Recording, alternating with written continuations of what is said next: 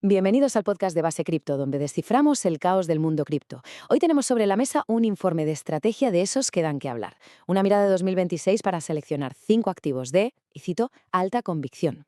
Y ojo que lo de alta convicción no es una forma de hablar. Significa que han pasado un filtro, un filtro brutal, tanto que ha dejado fuera al 98% de todo el mercado de altcoins.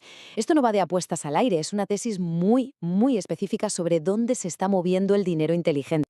Totalmente. Es que la tesis principal ya es una declaración de intenciones, el fin de la especulación.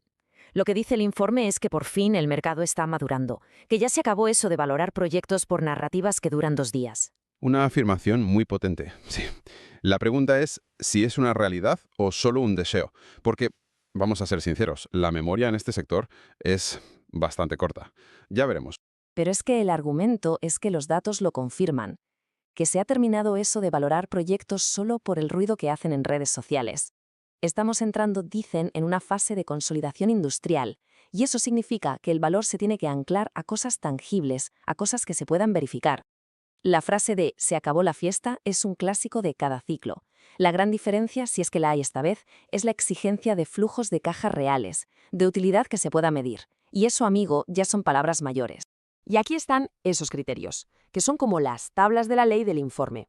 O un proyecto está generando ingresos reales de usuarios que pagan, o es una pieza clave de infraestructura, o tiene una vía clara para que entren los institucionales. Y súper importante, tiene que tener un foso defensivo, algo que haga que no te lo puedan copiar mañana.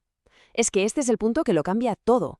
Solo con el primer filtro, el de tener ingresos reales y que además crezcan, se cargaron a la inmensa mayoría del mercado. Esto lo que nos dice es que, a pesar de todo el bombo y platillo, poquísimos proyectos funcionan como un negocio de verdad.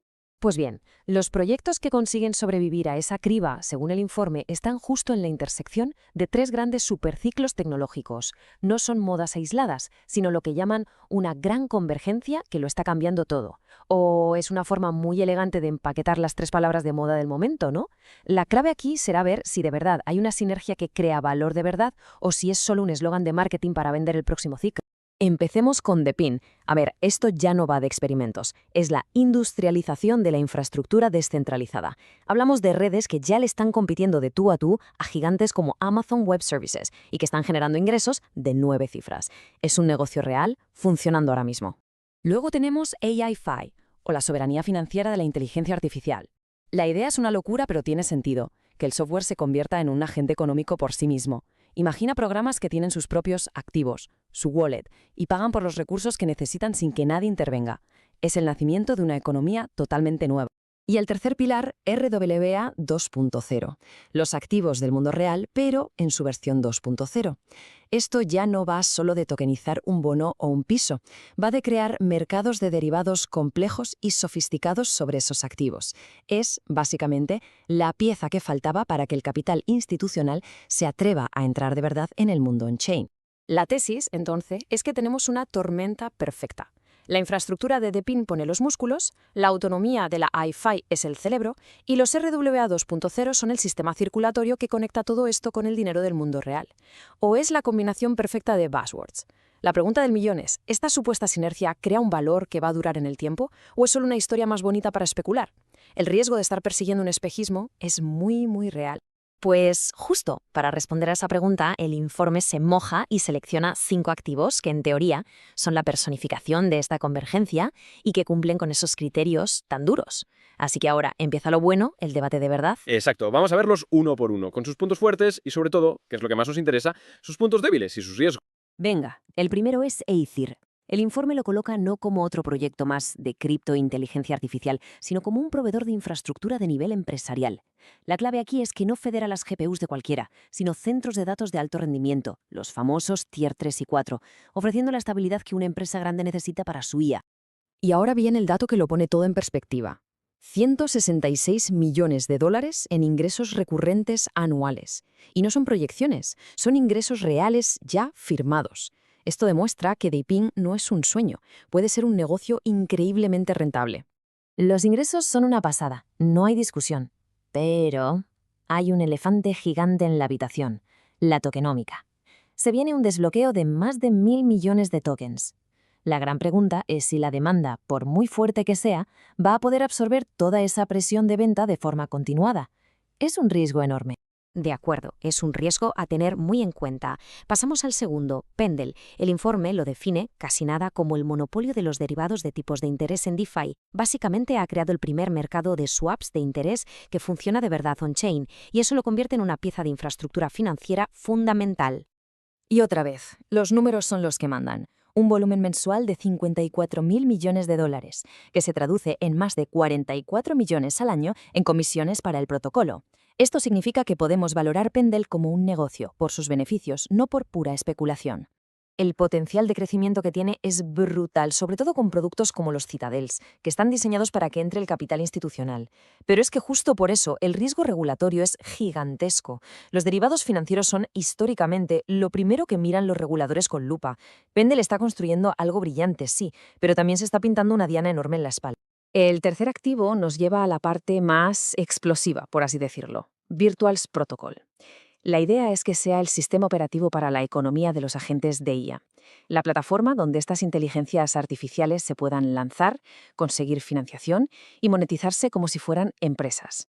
Y aunque suene ciencia ficción, los datos on-chain indican que hay gente muy seria apostando por esto. El informe destaca cómo un montón de carteras de Smart Money han acumulado una barbaridad de tokens y cómo la gente los saca de los exchanges para hacer staking a largo plazo. La señal es potente, sí, pero no hay que olvidar que esto opera en la capa de aplicación, que es muy, muy volátil. Esos flujos de dinero pueden darse la vuelta en un segundo si la narrativa cambia. Es de lejos la apuesta con más riesgo y más potencial de recompensa de toda la lista. El cuarto es un viejo conocido que se ha reinventado. Arweave. La idea de que era un Dropbox descentralizado se ha quedado totalmente anticuada. Con el lanzamiento de AO, su nueva red, Arweave ha pasado a ser un ordenador global hiperparalelo. Puede ejecutar procesos de IA supercomplejos directamente sobre los datos que almacena, para siempre. Y ahí está su foso defensivo, su gran ventaja. Mientras que sus competidores están metidos en una guerra de precios a la baja por el almacenamiento temporal, Arweave tiene el monopolio de lo permanente. Pagas una vez y tu dato se guarda para siempre.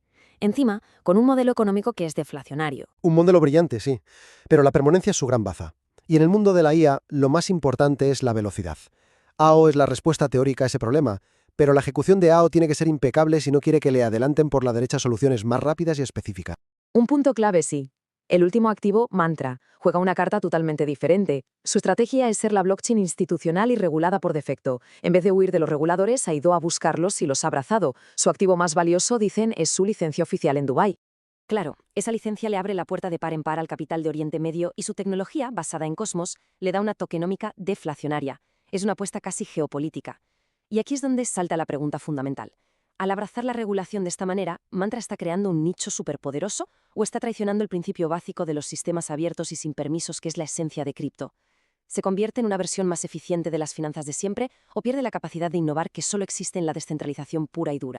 Una dicotomía muy interesante, desde luego. Ahora, una vez analizados los 5, el informe no se queda ahí, propone una estrategia sobre cómo combinarlos, cómo gestionar precisamente esa tensión constante entre el riesgo y la recompensa. Exacto, porque no se trata solo de elegir los activos correctos, sino de cómo los ponderas para que el portafolio en su conjunto tenga sentido. La ponderación que sugieren tiene bastante lógica, la verdad. Pendel, con un 25%, es el ancla por su flujo de caja que ya está más que probado.